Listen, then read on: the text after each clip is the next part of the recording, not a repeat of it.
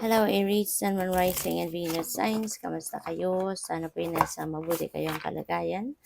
Welcome back po sa Star Tarot at kung bago kayo dito, welcome din po kayo. Please subscribe, like, share my videos, and leave me a comment kung naka-resonate po kayo. Thank you. So first card ni Aries, we have the Seven of Cups. Ayan. So nag-iisip na. Namimili, nag-iisip sa mga choices na meron kayo sa ngayon because there are multiple opportunities, no, na kumakatok sa inyo around this time. Kaya busy kayo sa pag-iisip. And that's right, no, tama lang na gawin niyo yan. Pag-isipan ninyo mabuti, use your discernment and judgment dito para hindi kayo magkamali sa pagpili ng opportunity na to. Kasi for sure meron dyan yung saktong-sakto para sa inyo. Yung ah, magiging aligned sa goals niyo, magiging aligned sa mga dreams ninyo or sa kung ano yung gustong-gusto ninyong gawin, no?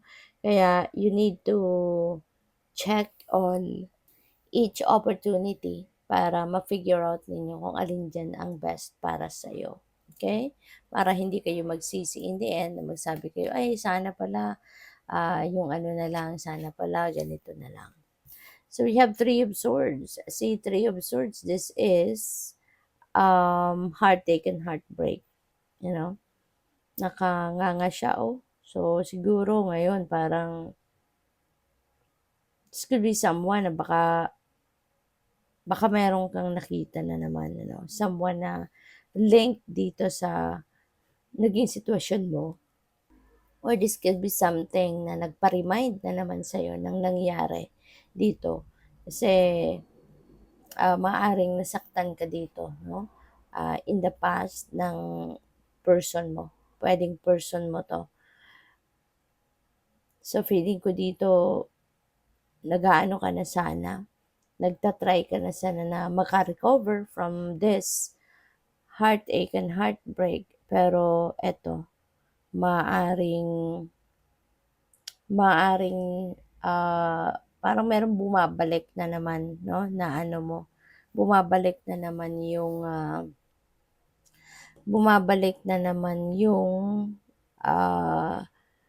diwa mo dito, related dito sa kung ano ang nangyari in the past. Parang nare-remind ka na naman. So what else? We have Five of Swords. There could be conflict dito, no, between you and another person. And siguro meron kayong hindi, yung kung sino man dito, no, yung involved na tao, parang hindi ninyo to napagkakasunduan. Maaring merong mga kunyari sa trabaho, baka meron ditong task na hindi pwedeng meron kayong pinag-aagawan na task or meron kayong assignment, kumbaga na hindi ninyo, yung parang hindi ninyo napagkakasunduan kung ano yung hatian, parang gano'n. Alin ang gagawin mo, alin ang gagawin ko, yung gano'n ba? Kaya may conflict kayo, no? May conflict between the two of you. Kasi pwedeng iba din yung interest mo, iba din yung interest niya. Pwedeng gano'n din ang ganap dito, no? Kaya hindi din kayo nagkakasundo. Maaaring hindi kayo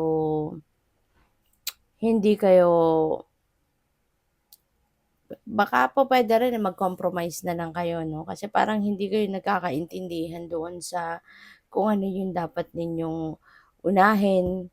Magkaiba siguro talaga yung direksyon ng isip ninyo. Maaring yung priority mo, iba sa priority niya. But maybe you are working on the same task or on the same project, parang ganon. No? So, baka kailangan na lang dito ng pag-uusap. No? So, by the way, maraming salamat for subscribing. And if you haven't subscribed yet, subscribe na kayo. And also, maraming salamat din for not skipping the ads. Malaking bagay yan sa akin. And also, please click the join button sa baba ng video kung gusto niyo na mag-join sa membership. Okay? Salamat po. So, we have new doors are opening. yan. So, merong mga bagong pintong magbubukas para sa'yo. Isa na dito yung pagkakaroon ng opportunity na magkaroon ng bagong bahay, 'di ba? Pupuwedeng, magkakaroon kayo ng bagong bahay, maybe nag-acquire kayo ng bagong bahay dito, baka bumili kayo, bagong bili, ganyan. Pupuwede rin na ang iba sa inyo is, um, kung hindi man bahay, bagong shelter ninyo, bagong apartment, bagong condo, maaaring meron kayong bagong, na shelter na uuwian ngayon, 'no? Your next card is Know Your Worth. So, alamin mo daw kung ano yung inyong halaga.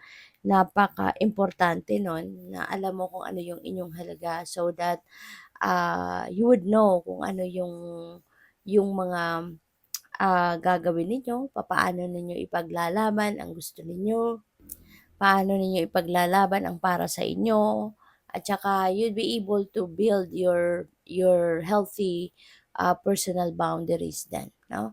Kaya dapat alam mo kung ano yung halaga mo. Okay? Para alam mo saan ipopwesto yung sarili mo. So many questions, where do I stand? Maaring related yan dito sa Know Your Worth energy. At marami ka ding katanungan na saan ako tatayo, anong dapat kong panindigan, 'di ba? So maaaring isa 'yan sa mga tanong ninyo sa sarili ninyo. Baka naguguluhan kayo because, siguro parang parang baka naguguluhan ang iba sa inyo dito kung alin yung paninindigan ninyo, 'no? Parang gano'n. Kaya there could be confusion, there could be uncertainty para sa inyo, yung gano'n. So, siguro kailangan ninyo muna ngayon na pag-isipan 'yan, 'di ba? Kung ano yung para malaman mo ano nga ba talaga yung papanindigan mo. Ano yung dapat mong ipaglaban dito, 'di ba? Ano ang papanigan mo, something like that. So, we have a regret. Maaaring meron kayong mga pagsisisi, maaaring meron kayong mga nagawa in the past na pinagsisisihan ninyo ngayon.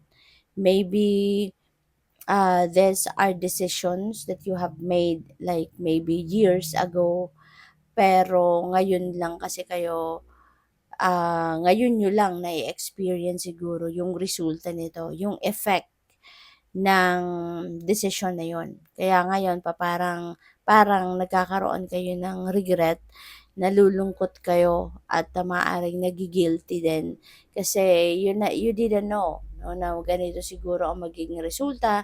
You didn't know na ganito yung magiging, kahihinatnan ng inyong sitwasyon because of maybe siguro wrong decision na ginawa ninyo in the past, 'no? Kaya parang ngayon nalulungkot ka. But, alalahanin niyo na lang, Aries, na lahat ng pangyayari sa buhay natin may dahilan at may rason. Okay? So, maaaring hindi mo pa ngayon nakikita kung ano ang reason why ganun ang nangyari, ganun ang naging resulta ng actions ninyo in the past. But one day soon, the universe will let you know. The universe will show you why. Okay? So, good luck. Thank you for watching Love and Light. Namaste.